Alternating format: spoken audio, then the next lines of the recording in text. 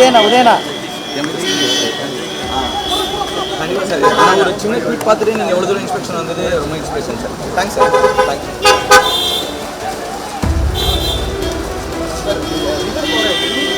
உதயனா பேட்டி கொடுக்கல, ப்ளீஸ் பேட்டி கொடுக்கல. சரி sir. Okay okay okay okay 5000 family கிட்ட வந்து இதாக வராங்கன்னு சொன்னாங்க சார். போய் பார்த்தீங்கன்னா காவாவும் அதனால வந்து வால் பண்ணி கட்ட முடியல. இது வந்து கார்பரேஷன் கொஞ்சம் பின்னாடி நீங்கள் அடையாளம் பார்த்தீங்கன்னா தெரியல.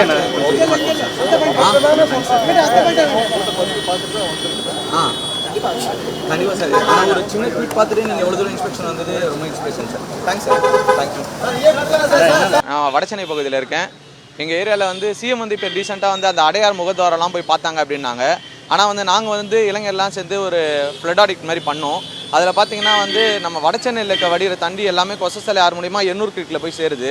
அந்த இடம் WRDயில் கண்ட்ரோலில் இருக்கிறதால வந்து ரொம்ப மோசமாக இருக்குது. அதேமாதிரி வடசென்னையில் நிறைய கால்வாய் வந்து தூர்வாரப்படலை அப்படின்னு சொல்லிட்டு ட்விட்டரில் போஸ்ட் போட்டிருந்தோம். இந்த மாதிரி வந்து தென்சென்னையெல்லாம் வந்து பார்க்குறாங்க, பட் வடசென்னை வந்து புறக்கணிக்கப்படுறதுன்னு மாதிரி சொல்லியிருந்தோம். ஆனால் டெபுட்டி சிஎம் வந்து இந்த ஆய்வுக்கு வந்திருந்தார். இன்றைக்கி அந்த ஃபோட்டோஸ்லாம் காட்டி நேரடியாக காட்டும் போது உங்களோட பேர் ஜெய்கணேஷான்னு கேட்டார். ஆமாம் சார், என் பேர் ஜெய்கணேஷன்.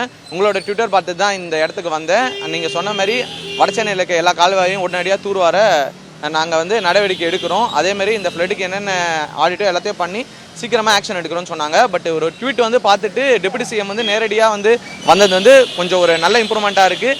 பட் அதே மாதிரி எல்லா கெனால்ஸும் வந்து டீசல் பண்ணால் இன்னும் நல்லாயிருக்கும்.